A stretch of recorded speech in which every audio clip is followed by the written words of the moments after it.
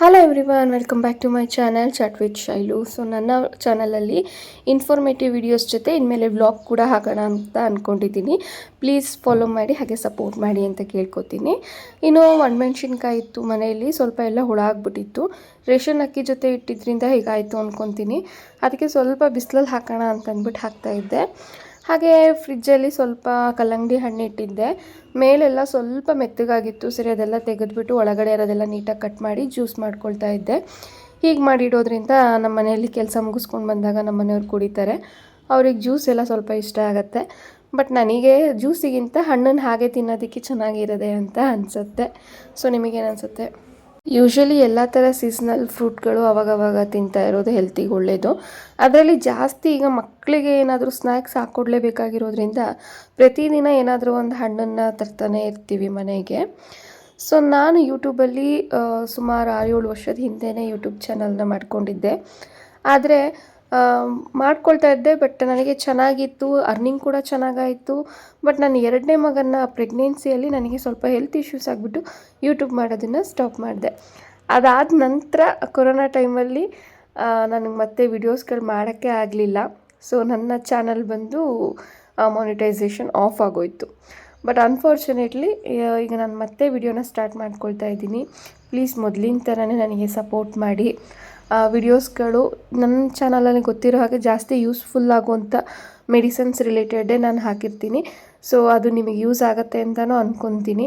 ಇನ್ನು ಮುಂದೆ ನನ್ನ ರೆಗ್ಯುಲರಾಗಿ ವ್ಲಾಗ್ಗಳು ಮಾಡ್ತೀನಿ. ಪ್ಲೀಸ್ ವಿಡಿಯೋನ ಫಾಲೋ ಮಾಡಿ ಹಾಗೆ ಸಪೋರ್ಟ್ ಮಾಡಿ. ಇನ್ನು ಅಗಸೆ ಬೀಜ ಮತ್ತು ಉದ್ದಿನಕಾಳು 2 ಮಿಕ್ಸ್ ಆಗಿಬಿಟ್ಟಿತ್ತು. ಕ್ಲೀನ್ ಮಾಡಿ ಸ್ಟೋರ್ ಮಾಡುವಾಗ ಮಿಸ್ ಆಗಿಬಿಡ್ತು. ಅದನ್ನು ಕೂಡ ಕ್ಲೀನ್ ಮಾಡ್ಕೊಳ್ತಾ ಇದ್ದೆ.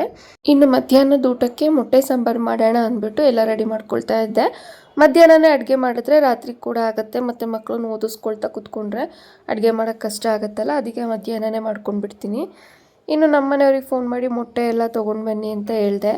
ಯಾವಾಗಲೇ ಮೊಟ್ಟೆ ತೊಗೊಬನ್ನಿ ಅಂತ ಹೇಳಿದ್ರು ಅಲ್ಲಿಂದ ಬರ್ತಾನೆ ಅದನ್ನು ಒಡ್ಕೊಂಡು ಕವರಲ್ಲೆಲ್ಲ ಮೊಟ್ಟೆ ಚೆಲ್ಕೊಂಡೇ ಬರ್ತಾರೆ. ಇವತ್ತು ಹಂಗೆ ಹೇಳಿದ್ರು. ಸರಿ ಬೈತಾ ಇದ್ದೆ, ಬಟ್ ನೋಡಿದ್ರೆ ಚೆಲ್ಲಿರಲಿಲ್ಲ, ಹಾಗೆ ತಂದಿದ್ರು. ಜ್ಯೂಸ್ ಕುಡಿದ್ರು ಚೆನ್ನಾಗಿದೆ ಅಂದರು. ಅಷ್ಟರಲ್ಲಿ ಮೀಶೋದಲ್ಲಿ ಒಂದು ಆರ್ಡ್ರ್ ಮಾಡಿದ್ದೆ, ಅದು ಕೂಡ ಬಂತು.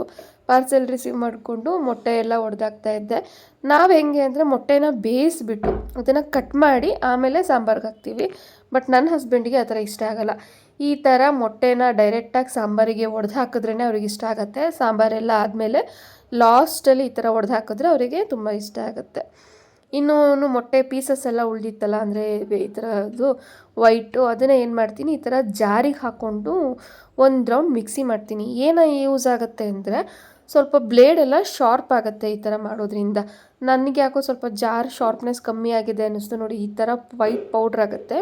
ಆಮೇಲೆ ಜಾರ್ ಕೂಡ ಕ್ಲೀನ್ ಆಗುತ್ತೆ, ಏನೂ ತೊಂದರೆ ಇಲ್ಲ. ಈ ವೈಟ್ ಪೌಡರ್ನ ನೀವು ಬೇಕು ಅಂದರೆ ಗಿಡಗಳಿಗೆ ಕೂಡ ಹಾಕ್ಕೊಳ್ಬೋದು, ಒಳ್ಳೆ ಗೊಬ್ಬರ.